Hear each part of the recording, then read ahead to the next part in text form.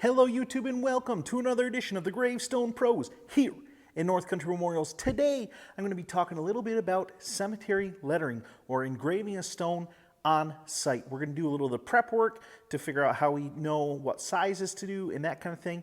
I'm also going to go through some of the equipment that we use. You won't actually see us sandblasting in today's video, but we showed that in some other videos. But today we're going to talk about some of the more technical details maybe. Hopefully you'll find it enjoyable. It's going to be good. Come along.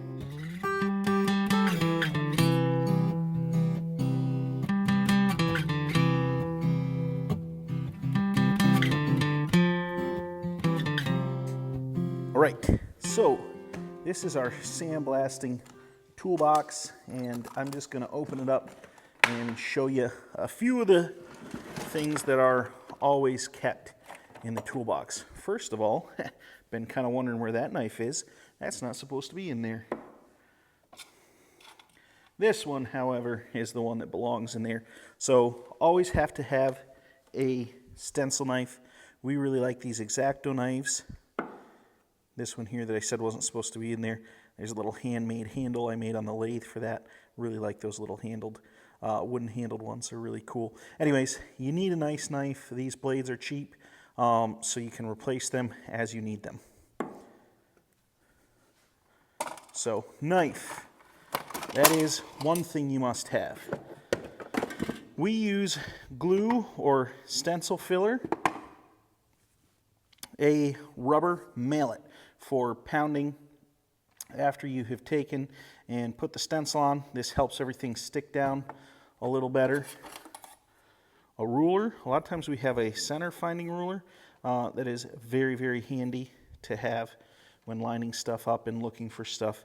Very important thing that's kept in the toolbox. Now, this is something we haven't really used a whole lot yet, but we've just started experimenting with. This is called sandblast tape.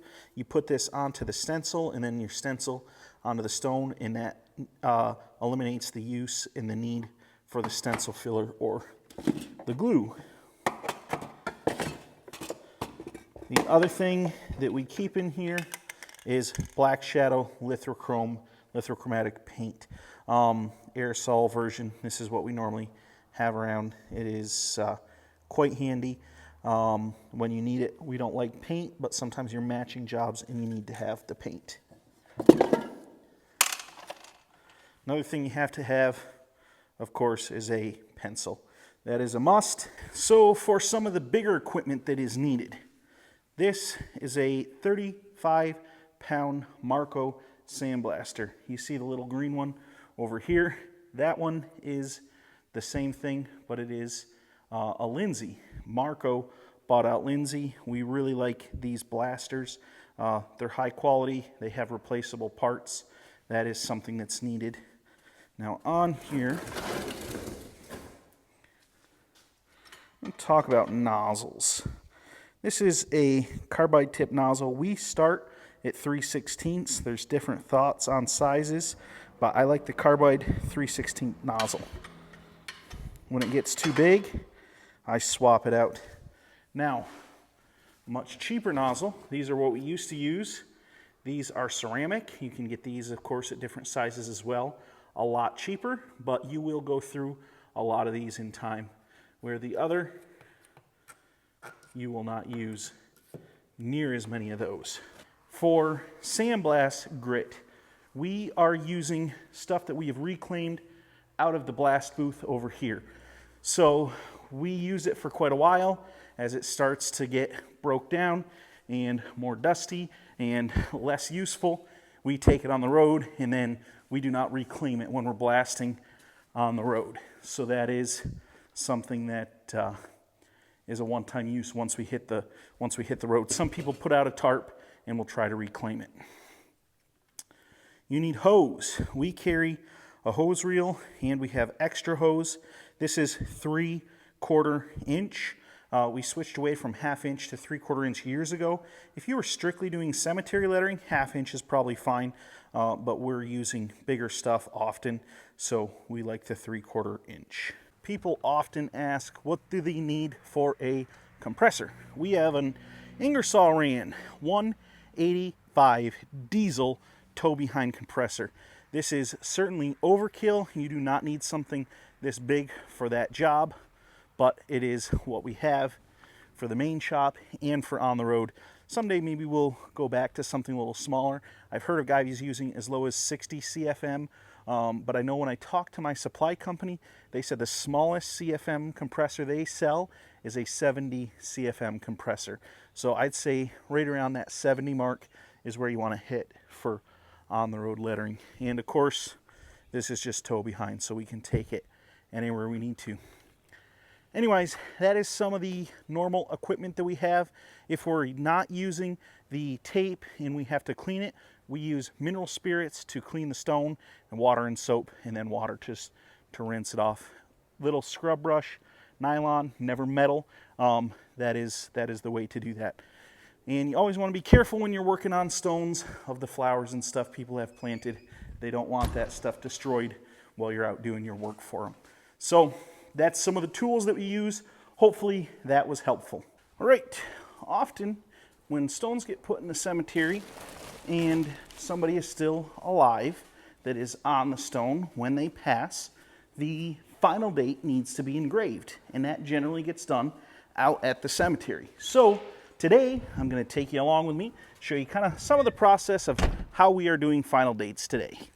So it's looking like a nice day to take a little drive up the road. I should be on my motorcycle, but I'm not. All right, before I head out, I have got to grab a ruler so I can get the measurements. Hard to get measurements without a ruler. Here's what Dad's working on. Getting some stuff ready to blast. All right, so I just pulled into the cemetery here. This is just up the road from our shop, West Lowville Cemetery, and it's nice and close by. So I got here. The first thing I'm going to do is shut the camera off and pull my phone up. It's got the paperwork for this job on there. I know that it's going to be kind of down this direction, but I'm not sure the names on the stones. So that I'm going to look up. Boom. That was quick. See if it's the right one. It is Donald O and June. There's also another name on there that was not mentioned on my contract, but that's okay. On these, I know right away looking at it that is a 1-inch modified lettering, but I'm going to double check it before leaving since I'm here.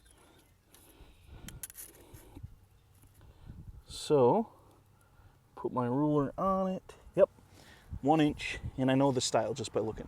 So that was very simple. Also, I'll be able to put a little better spot on the map. The map showed it was down farther into the cemetery, so now that I've been here, it's nice to know.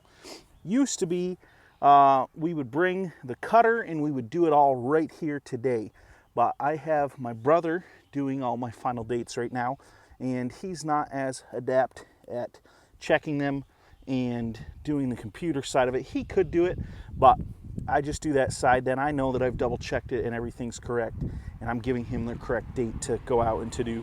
And he obviously has to double check, make sure that I gave him the correct stuff as well. So it's a little checks and balances for that too. So anyways, that is ready to go. Don't know if you guys can hear all those birds.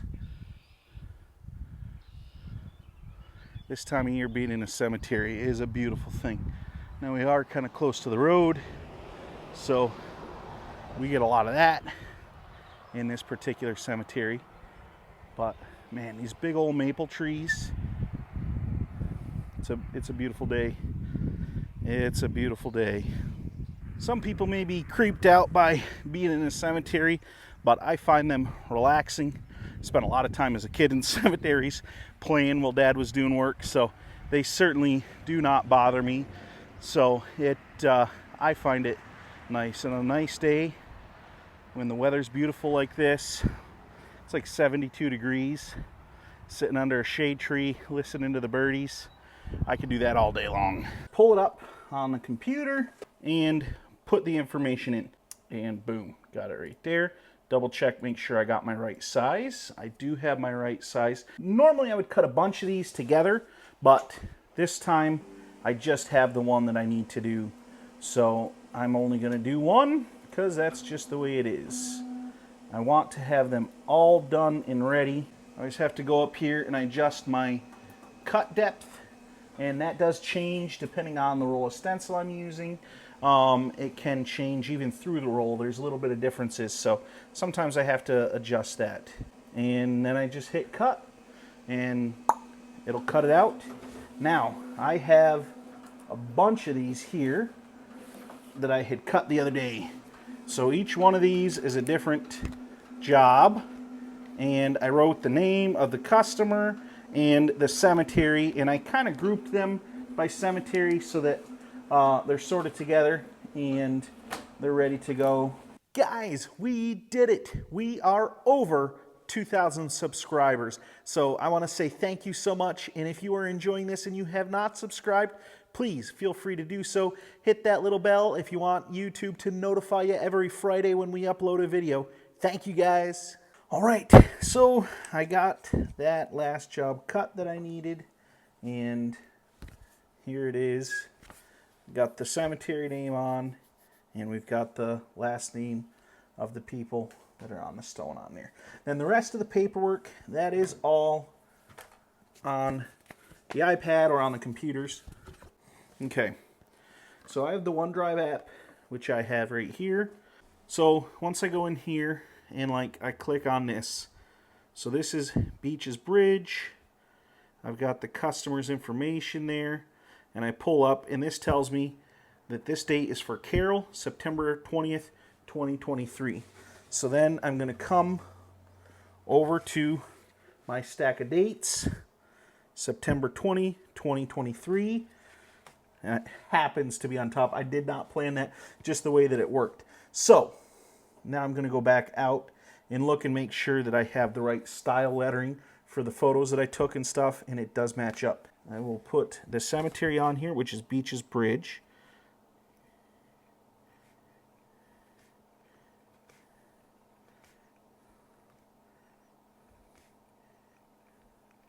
Beaches Bridge, and then the last name, which is LaFlair. L-A-F-L-A-I-R.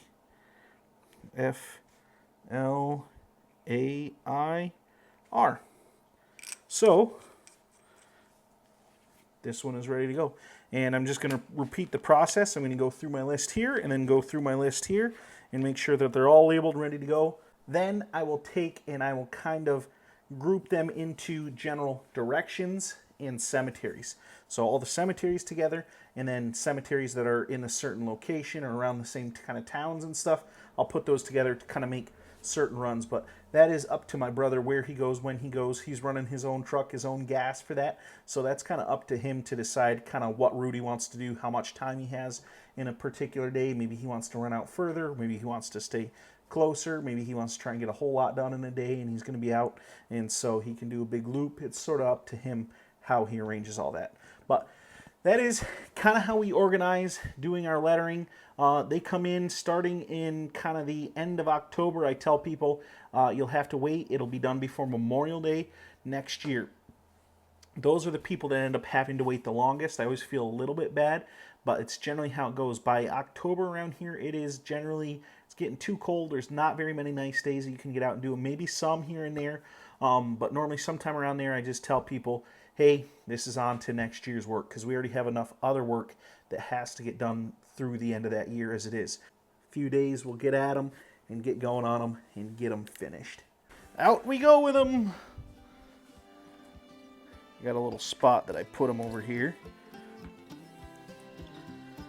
This is where I put stencils that are ready to go, that have been cut.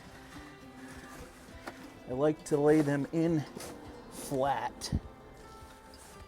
So I don't like them when they get all curled and gnarled. It makes them harder to work with on the stone. Thank you so much for coming and watching. I really hope you enjoyed this video. Hopefully it was entertaining and educational. That is always my goal. I get a lot of questions about cemetery lettering, what tools we need, what things, that kind of stuff. So hopefully this answered a few of those questions. I know it's probably not perfect, but hopefully it was helpful. We will see you all next time.